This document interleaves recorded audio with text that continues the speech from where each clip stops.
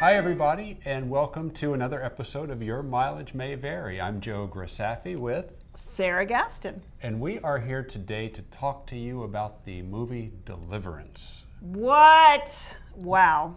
We watched it the other night. Sarah hadn't seen it before. I'd never seen it and before. I told her it's a must-see movie. Yes, And I think I was right. It had been probably 20 years since I'd seen it last. Yeah, no, it blew me away because first of all, I did not want to see this movie because I heard about the scene.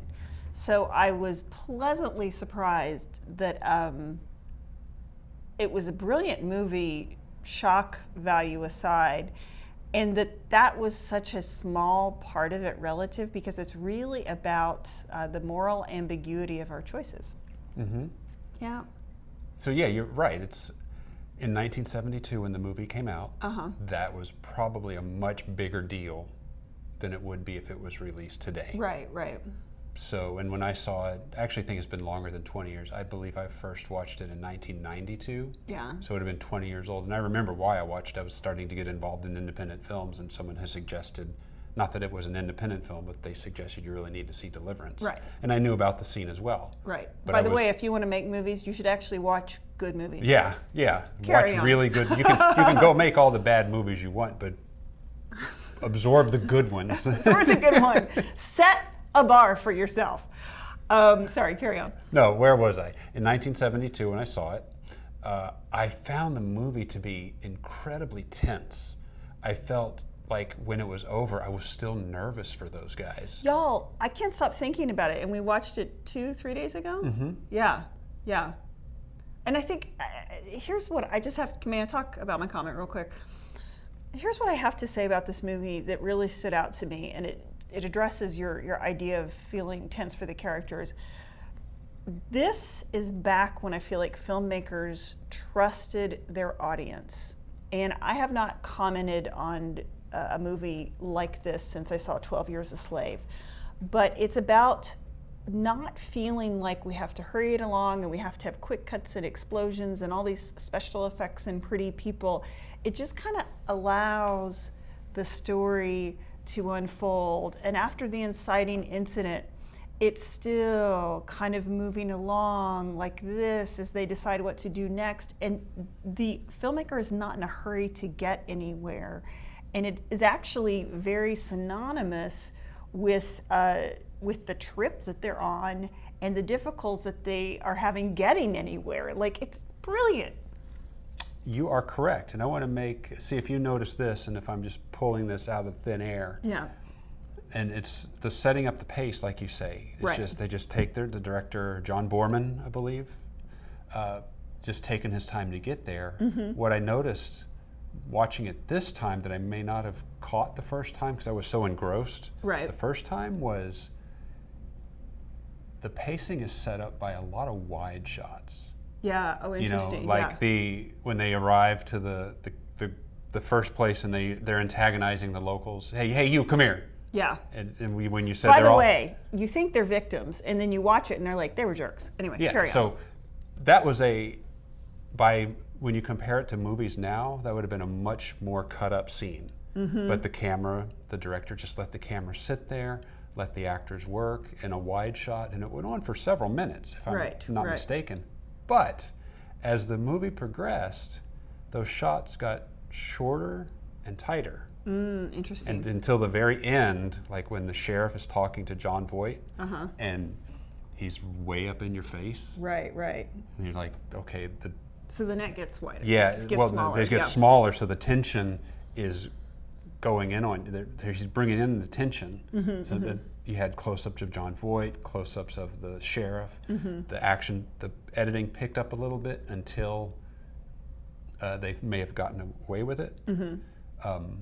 Yeah, that's one thing I noticed this time that I didn't the first time because I was just so engaged that the shots get tighter and quicker. Not quicker is the wrong word, but they're less long, they're less lengthy as you get to the end of the movie. Right, a little more snug. Yeah, and that's not saying it's cut really fast. I mean, it might be 3 minutes versus 2 minutes. Right. I want to piggyback on that too because you mentioned the wide shots, and the river is like another character, and it's actually the whole canyon. They call it a river, but you see you're kind of engrossed by this foliage throughout the trip. And so it's interesting because really from a Shakespearean standpoint, in Shakespeare, anytime you go into the wilderness, like all bets are off. That's where mischief happens, that's where danger lies. And it's really set up so brilliantly in this film because they, as we start to see them go on the river, we see how minuscule they are. And in fact, Burt Reynolds' character talks about this, but we see how minuscule and kind of puny they are compared to the power of all this wilderness around them. And so you constantly have a visual of how relatively powerless they are, and that sense only increases as the film goes on. Yes, and we talked about, after we watched it, we talked about the character arcs. Yep. And I thought, and you asked me, whose movie was it? Whose story was it? Well, I wanted his opinion. Yes. On whose story it was. And I think Ned Beatty had the strongest character growth. You notice at the beginning he's the soft city boy, and they pick on him, they make fun of him, and he's the one that it happens to. And that's like he became a man. At first, when they were in the canoes, he was very timid. Burt Reynolds was telling him what to do, and he didn't know what to do. And then suddenly, after the event, he kind of became the captain. As far as the boating goes, he was very confident in steering the canoe. He was just, I want to get the hell out of here. Yeah. Jon Voight. May I make a comment about that, though? Yes. But what's interesting to me is everything that you're saying is true, but he also goes back to, we're just going to act like nothing happened.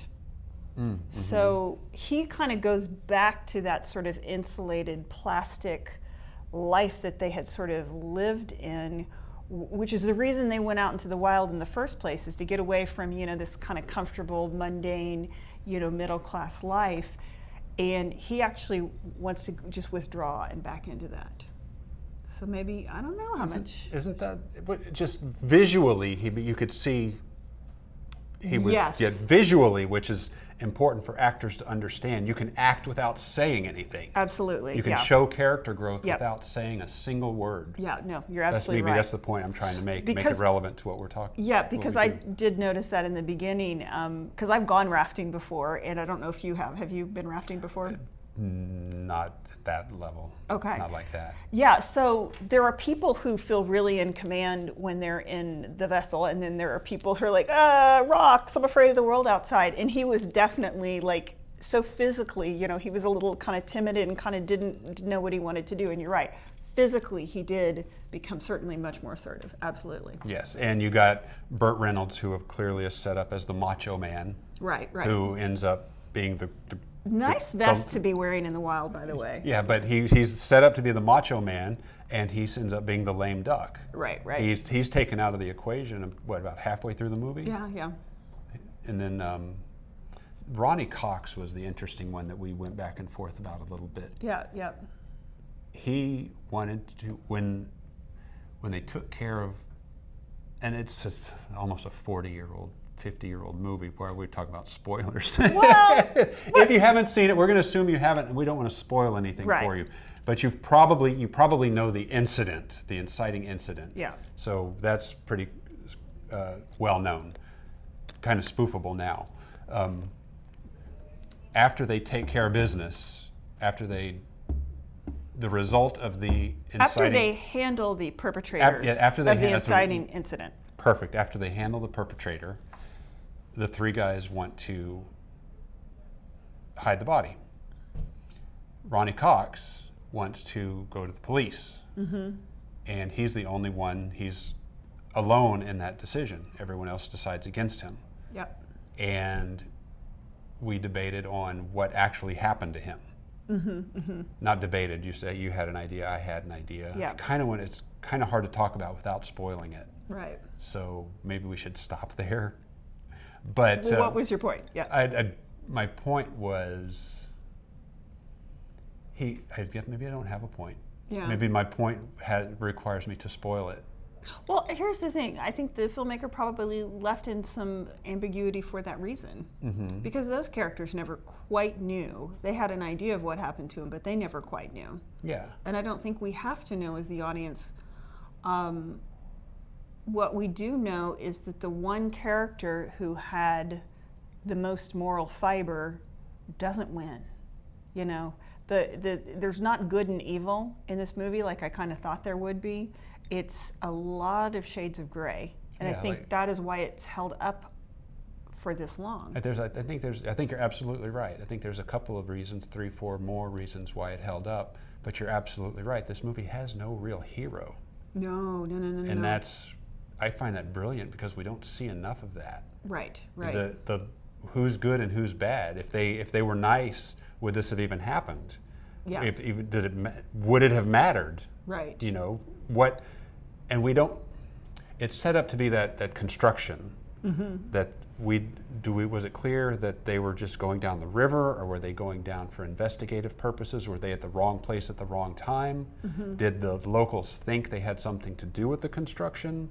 Yeah. That's all ambiguous. Right. And we could have debates, and I'm sure there's essays and discussions about that already, because we're 48 years late to the game talking about it. Yeah, and I think there's real, and again, this goes back to trusting your audience. It's like, you know, no one's beating us on the head saying this is a good guy, this is a bad guy. What we do see is the hubris of not of ignoring this sort of when in Rome, do as Romans do, right? So having disregard for native people, and then also the hubris of thinking you can conquer the wild, because that is the one thing that in over millions of years we have not been able to do, even with the most sophisticated equipment. We can knock down trees, but we can't really win.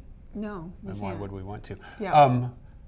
Couple of things we didn't talk about, or Yeah. one thing I want to talk about that Sure. we didn't after the movie, which could play into what happened, why it's uncertain what happened to Ronnie Cox. I think I have a good idea. Oh, and I also want to talk about the folks. Yes. Yes.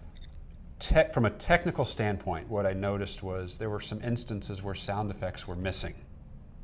And I don't know if that was just a mistake from the time, or if that was on purpose, because the constant sound of water drowns everything out. And I noticed that when Jon Voight's character, they've put Burt Reynolds up in that little crevice. Right. And he takes it may have been broken at this time, but he takes the bow and arrow and he throws it into the background. And it hits some rocks, but we didn't hear it. Oh, you didn't hear We didn't hear it go. the clatter of the Foley or whatever. Didn't hear it. Yep. So I'm wondering if that was just an oversight from the sound editor, or if that was on purpose to hide the fact that we don't know when the gun was fired. Oh, interesting. I don't But know. then the locals have shotguns, which are pretty loud, but it makes you second guess. Made me second guess what I thought happened. Okay. Okay, they're hiding. Are they hiding sound effects, or was that just an oversight as a filmmaker? Say, oh, we missed that one. But this is what's great, is they, as a filmmaker, you can make a mistake like that, like a real rookie mistake, like, we forgot to throw in some Foley when they threw that away.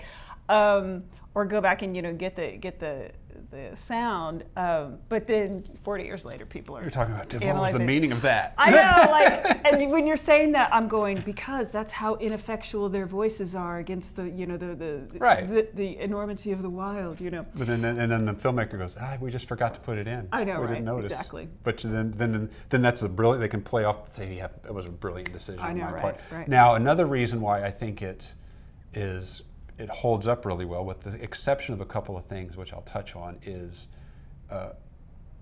the lack of technology in the movie. You could still make that movie today. Right. You instantly take cell phones out of the picture by having them fall in the water. Right. And now they're on their own, and filmmakers have probably done that. I mean, it's been so long since I've seen The River Wild or any Rapids movies, Right. but Breakdown with Kurt Russell did that. You're like, if they had their cell phones, they could have gotten out of that situation quickly. But they immediately established that the cell phones don't work. So you could still make this movie still do that. right now. You still, correct me if I'm wrong. Okay. Those locals still exist. Oh, yeah. And you take cell phones out of the picture right away, you take all your technology, your GPS, it falls in the water, you're right back into that same situation again. Well, and you also have to consider that there are modern day adventurers who aren't going to take a cell phone in the wild, right? Right. They might take a GPS. They might take, like some sort of, like a compass and a topographical map. But, somebody like the Burt Reynolds character might be like, real men, the river goes only one way. Real men, I don't need my cell phone. What am I going to do? Check Instagram, while I'm on the river? Well, he kind of established that by saying, I've never had insurance. He's never had health insurance. And that, of course, becomes, how ironic that you need it now. Right. He's the one that gets a skin knee. Yeah. I want to talk a little bit about the folks. Okay. Yeah. So we have there are very few scenes, if you've seen the movie, that happen in civilization. And actually, when that did happen, it was very jarring to me for them to be back in the real world or whatever. But what I also loved is, to a person, nobody was glamorous. Obviously, some of the people in the movie are meant to be inbred and had certain, physiological effects from that. But even, when you saw extras and, smaller incidental characters later on in the movie, they were just folks. And I don't know that I've seen such an array of regular looking people in a movie since, The Last Picture Show is one of my favorite films, where they look like the type of people you would find in a small town, right? They don't have access to, or it's not a priority for them to, go to Ulta and get the right lipstick or whatever. And it just felt very, very real to me. Mm-hmm. And again, just trusting that the audience does not need to see highly groomed, highly polished people, who are, look like they've escaped Logan's Run, in order to capture an audience's attention. Right. I think that also made it scarier too, because I'm gonna guess here that a lot of city people don't know that culture, that civilization still exists. Right. That there are people out there that don't make it into the city, mm-hmm. that have never been out of that little the woods there, that little community that they live in, and still might actually be inbreeding.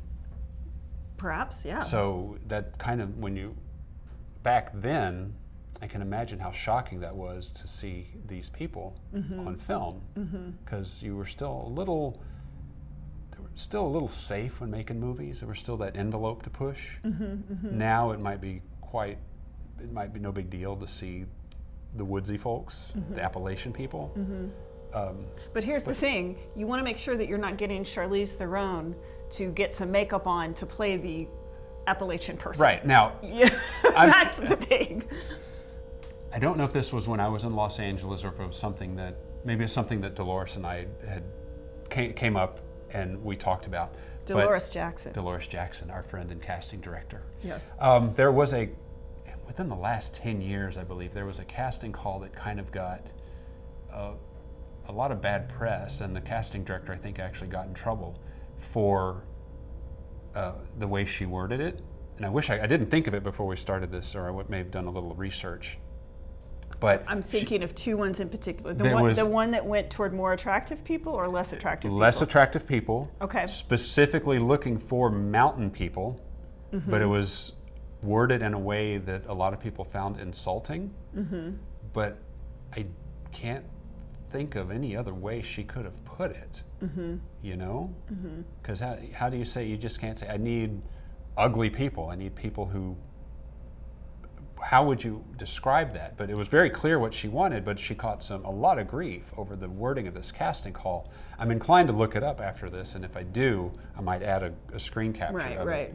But how do you find... Well, and how do you feel as the actor who gets that call? Yeah, with my experience in casting, we've had to go out, and you may have helped me on some of these, you have to go out and find real people. Yeah. So those were clearly real people. Yes. They were if they were actors, and I have it up here right now, so.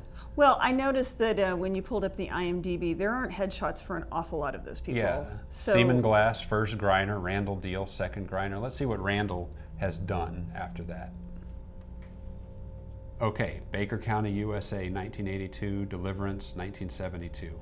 Yeah. He has 2 credits, Yeah. and one is Deliverance. Yeah. And Baker County is, I don't know what it is. I've never seen it, 1982. But They come across a redneck in the wilderness murdering his wife's lover. Yeah. So, my guess is this is when they're in this area, they call this gentleman. and it was 10 years later, though. Yeah. So it could have been, where was Deliverance shot? Ooh, he was Read that out loud. in the early 1960s. Deal was convicted on 2 counts of violating liquor laws and 1 count of conspiring to violate liquor laws. Which is interesting because if he's the character I'm thinking of, there was an implication that he had an illegal distillery in his territory and that they Right. promised to not talk about it and get him in trouble. Let's finish this off. He never saw any jail time for the crime, but it remained a blemish on his record for nearly 40 years. In 2001, he filed the necessary papers to request a presidential pardon, and on August 16th, 2006, he was granted absolution by President George W. Bush. Well, there you go. There you go. So it sounds like he was a real moonshiner. A good deed. Yeah, yeah. Yeah, that's what it is. First Griner, second Griner. Right, right. So those have to be Toothless Man. That's okay. Herbert Coward is the Toothless Man. Yeah, but Who, he was the He's the famous "You sure got a pretty mouth" reference. right, which I realize is not quite right. And Bill McKinney is the other guy. So Bill McKinney and Herbert Coward are the mountain men who involved in the incident. Right. So the Griners though were the people that gave him a ride. Yeah. Okay. Yeah. Right. So let's see what Bill McKinney did after that. So that's the guy. Mm-hmm. And he has 117 credits. So those guys were actors, or at Okay. least He was an actor, yeah. Squeal Like a Pig Boy was a real actor. He's got credits as recent as 2011. Yeah, he was terrifying. Yeah, and he passed away in 2011. Okay. And we'll put a picture up here of him. Yeah. Okay, great. All right. Any parting thoughts? I do want to add. Let me talk about the only elements that I think date that movie. Okay. We've talked about why it holds up. By the way, the cars are fabulous. Yeah. The cars are one of the aspects that date the movie. Mm-hmm. But it looks like they could have been on Mad Men, which is, right. But then now again, back in style again. If you're out in that area, how new are the cars going to be? Well, that's true. You could still be driving the rickety old pickup trucks Mm-hmm. and the classic cars that weren't kept up well. Right, That could still be legit. Right. From a technical standpoint, and this is very minor. It didn't distract from the movie at all, but I just want to address it. The 70s zooms, when the lens zooms in, like, Which I love. it dates it. It's nothing wrong with it, but I love. It dates it, and Which I don't mind because I love them. it's okay. Yeah. And the day for night stuff. Oh yes. Yeah, that was. Day for night. It didn't take us out of the film. We acknowledged what it was. Yeah. Because we've seen it, we've tried it, we've worked on films that have tried it. It's when you shoot during the day, but you change the exposure to make it kind of look like night. It never really works, but sometimes it works well. Because the moonlight is always really bright. Yeah, but it works. Sometimes it works just enough to hide the illusion. Right. To get you through it. Right. And it looked like when John Voight was up on the cliff that there were some green screen issues that didn't make it through the transfer to digital format. If you notice, there was a kind of a haze around him on the side that was facing. When he was up against the rock, that was fine. But when it was out the other side, that was just sky, there was kind of a glare that there was not a distinct line between his face and the background. And I don't know if that's in the transfer to digital and what we streamed it, if it's part of the streaming process. I mean, that could be. But it's not distract. It was No. It was fine.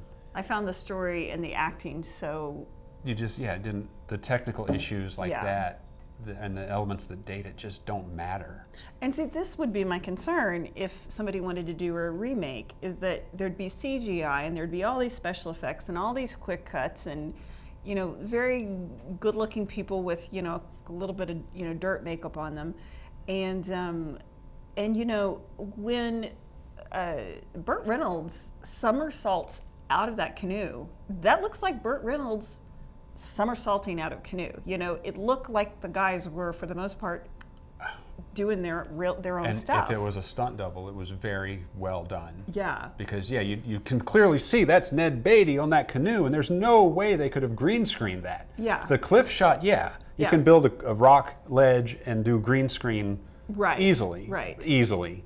Yeah. When you have that kind of And budget. you can't, But I you mean- can't fake that riding down the river. No, and rivers are notoriously unpredictable, and I mean, I don't know that it was all acting. I think some of it was like, crap, Right. what's It's like how much happening? acting is there when you really don't know how to navigate I know, the right? water? Yeah, and you know, a kind of a soft blow-up raft that gives is a little bit more maneuverable than, you know, this narrow aluminium canoe.